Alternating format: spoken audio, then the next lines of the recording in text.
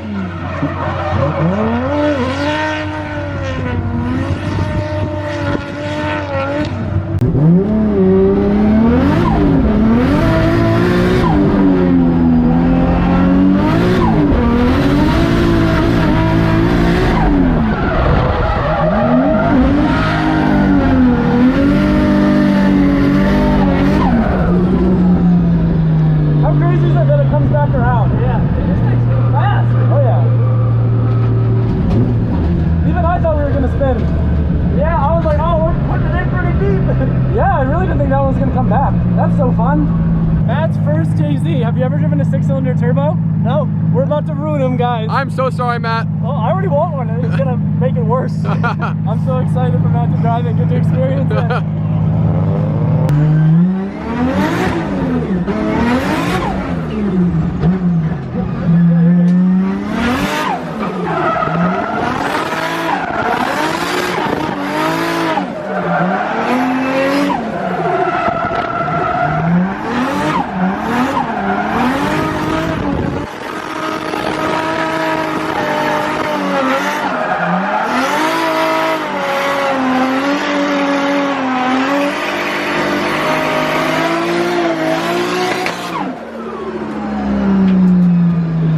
I gotta hear what you think. Dude, I grabbed this instead of the handbrake, so I went to fourth, and I was like, oh, my bad, third. Oh, I was wondering what happened.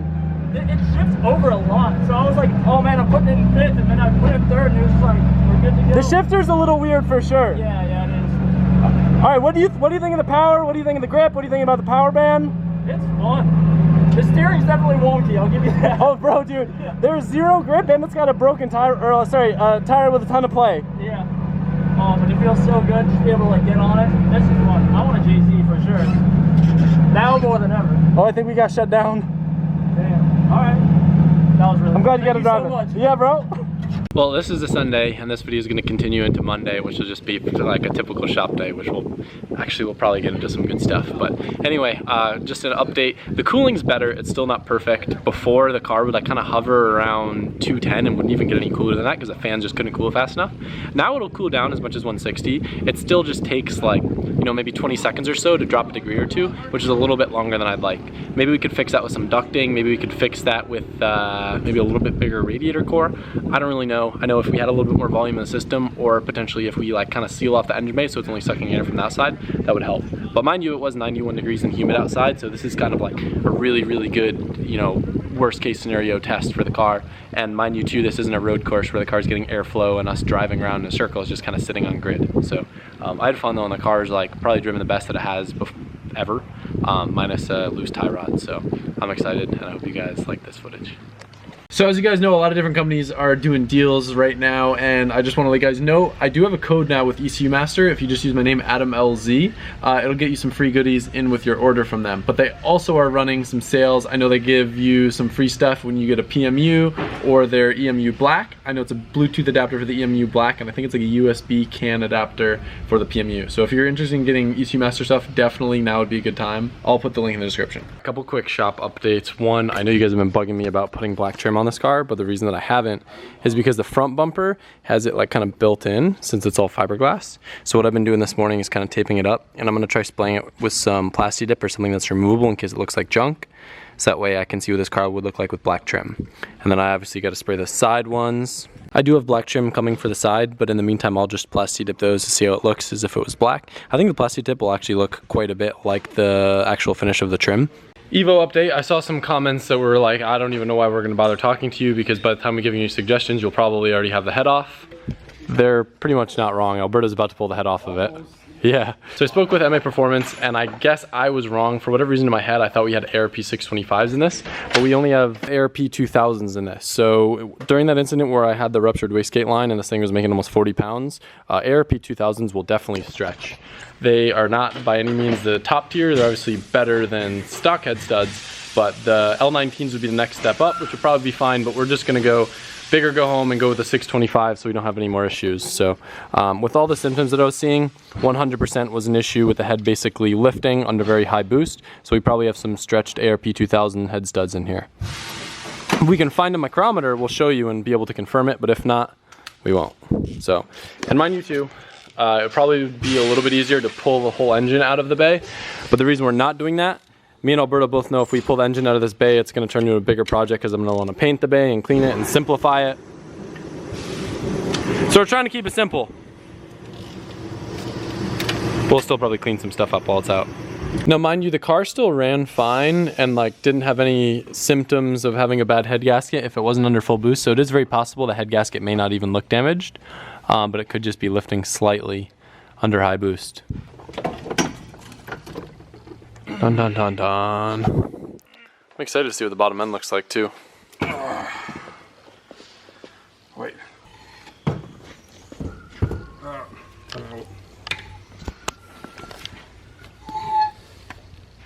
Or did we get confirmation? Alright, look, you lift it here a little bit. Can you explain why? So there's a fire ring mark. You see, like on this side, it's very well pronounced and it's sealed. So you see like a black line that reaches up to that point, and then over here you see that line extends over into the water jacket area. Then over here you can see the shadow as well. It's like literally you're shooting flames onto the radiator. Then over here as well. So there's 1, 2, 3, 4, like 4 spots that you lifted the head. Not bad. Some of my best work. That's good. Just to better explain to you what he's saying, basically this ring should seal off the cylinder and keep it separate from these channels where the water goes through. So if it's getting outside of this cylinder seal, that's how you know it's getting into the coolant. So you can see it right here. Like the gasket is plain like black right here, has a nice pronounced black outline. And you can see the burn marks going onto the water jacket. Oh, you can kind of see it a little bit here too. A little on that one. Tiny bit on that one. Confirmed. No one believed me either. We did all the like typical tests with the radiator, leak down, compression, all that, and it wasn't showing, but at the track it's the only thing that made sense. Yeah. Well, Alberto, that's a problem right there. There's coolant on top of the cylinder. Oh my god. This plug had the same thing as a JC, where you can just open that little valve and it drains the water below the head flange. So correct me if I'm wrong, Alberto. Because this is an iron block, we should be able to get away without having to surface or do anything to the block, just the head. The head just lifted and it zip compression through, and then it should be able to just surface the head, put a new gasket installed, and good to go. Alberto will do a better job explaining than me, but if you look on the very corner, basically where that little, I don't even know what that'd be called, the groove of the piston, there's very, very small. There's cavitation on there, and that normally I seen it a lot when you blow the head gasket and the cylinder wall is really hot on that corner. Just like something about like the steam that forms when it gets water in, it creates that. I've seen it a lot on like SRs when you blow the head gasket. So because that's above the rings, would that not really matter for compression? No, the rings will not go past the silver mark. So like the black part is where the ring never touches all the way up there. It's just that part of the crown of the piston. So if you think you have a blown head gasket, maybe you shouldn't be racing it on a track, guys. Surprise, surprise. Oh yeah, you did do that. Yeah, I did 2 full events with a head gasket. I mean, hey, y'all said that my head gasket was fine and then it just needed to be rebled. And I was like, well, I think I know what's wrong, but I'll send it. You know, I was watching the coolant temps, and I mean, I guess steam still is kind of hot, but if, like you said, if coolant's getting in there.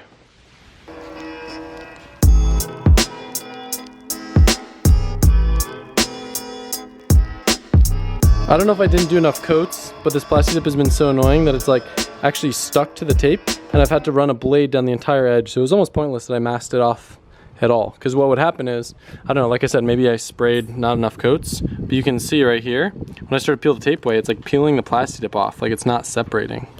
Super annoying. Let's see how my cuts turned out. Remember, this is after I ran a blade through it. I'm not a professional plasti dipper, but it looks pretty decent. Me and my man's Johan, we drove around, tried to find every single place imaginable that could have the tool we needed for the axle to get the clamp on. He don't need to buy no tool, he just makes his own. Yeah, so we just try. You gotta show this thing in use and demonstration on the next one. Yeah. It's pretty cool. So, if you guys are familiar, I put a cooling panel on the Evo. I got one for the 34 Skyline. Basically what they do is they seal off the way the air goes into the radiator, so it has no possibility of sucking in hot air from the engine bay.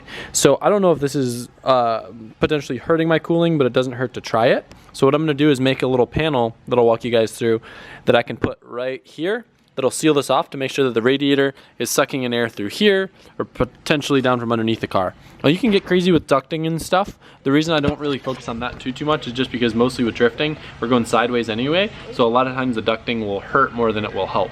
Regardless though, sealing off the engine bay is a really good idea. It'd be awesome if I had hood vents or something to let the air escape a little bit better from the hood. I do have a vented hood coming, but I don't have one yet. So in the meantime, I'm just gonna show you guys the process of making a cooling panel.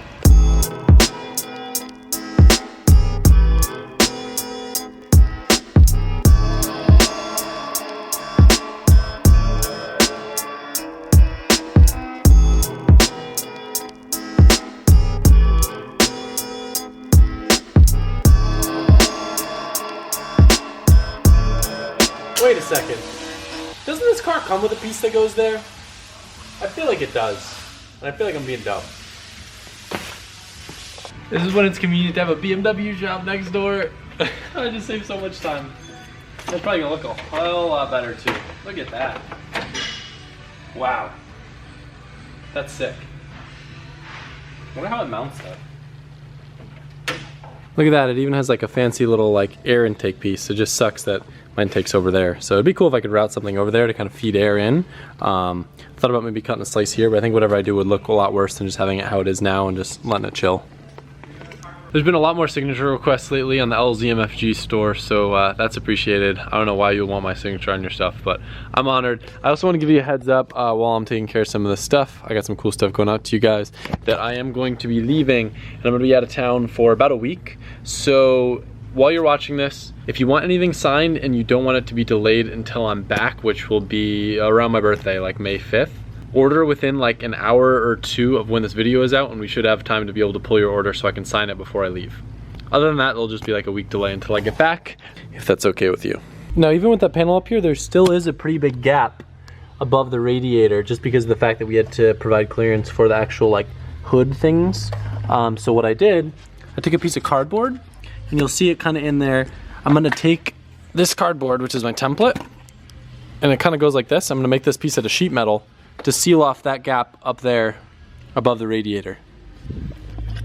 Now the next fun part is figuring out how we're gonna bend this. I'm trying to find something that I can wedge it in, that way I can just pry it, but I don't know what I can use.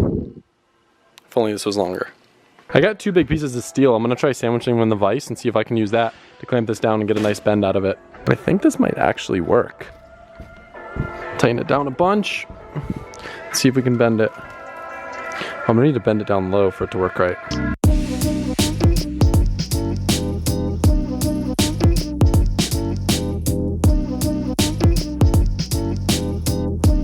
I think it kind of worked.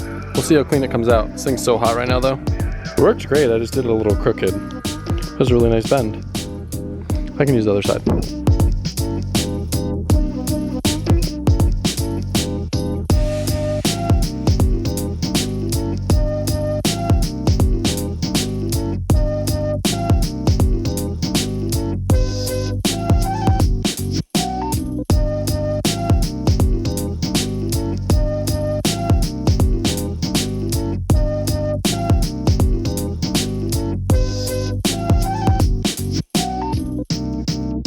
I feel like if I actually had the proper tools, I could make nice pieces and actually build stuff, but I'm always like using grinders and stuff, it never really comes out that nice, so maybe soon. Here's a finished install pick. Works well. I do need to seal up kind of like the side areas, but that was a big gap up there real close to where the radiator is probably going to be prone to suck. Like I said, these little areas down in here, if I want to go super crazy I can, but I think that, in addition to this, will make quite a big difference. I think the trim is dry enough from the Plasti Dip to install. I do have black ones coming, but I want to try this first. So anyway, you guys have been telling me to put black trim on this car since the day that I got it back from paint.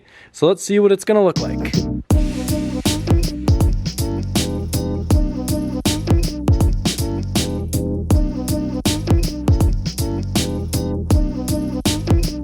So what do you guys think? Yay or nay on the black trim? Do you think it does a lot for the car? Do you think it makes it look worse? Mind you, I'm purposely not showing you the rear of the car because it has a white wheel and I feel like it ruins the look. But I feel like with the gray wheels, this car finally looks a lot more presentable than it did before. What do you think? Mind you, the kidney grills are just kind of rusting in. It's kind of sketchy right now. So there's that side, and then this is the side that I haven't done yet. all painted or black? Comment below. I don't know why, I think since we haven't gotten a chance to put the exhaust on the Supra, I don't want to put miles on the GT3 because it's boring roads and because the R34 is, well, stock. I've actually been dailying the Skyline. The tune's still a little, needs a little work. But this thing's so fun to drive around. It's comfortable, it sounds good, it's fast. I love it.